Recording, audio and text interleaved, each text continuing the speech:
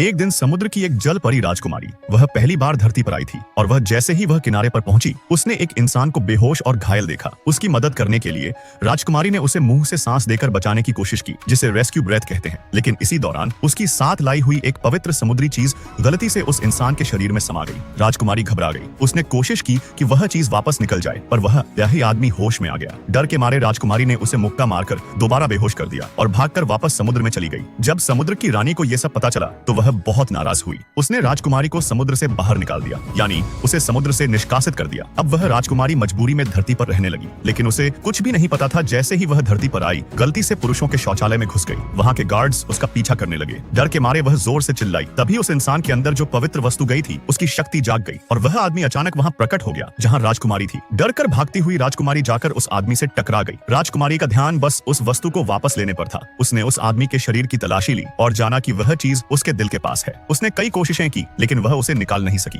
इसका फायदा उठाकर वह आदमी सुरक्षा गार्ड्स को बुला लाया और राजकुमारी को बाहर निकलवा दिया। अब राजकुमारी न समुद्र की रही न धरती की। वह बहुत दुखी और अकेली हो गई। उसी हालत में उसकी मुलाकात एक बूढ़े कछुए से हुई जो असल में एक समझदार और जादुई समुद्री कछुआ था। उसने बताया कि अब वह पवित्र वस्तु उस आदमी के दिल से जुड़ चुकी है और अब वही वस्तु तभी निकलेगी जब वह आदमी सच्चे दिल से राजकुमारी से प्यार करेगा। राजकुमारी को यह बात गलत समझ में आ गई। उसे लगा कि अगर वह बहुत रोएगी तो शायद वह आदमी उसे प्यार करने लगेगा। उसने प्याज और तीखी सरसों खाकर खुद को रुलाने की कोशिश की। अजीब बात यह हुई कि दूर कहीं वह आदमी भी रोने लगा।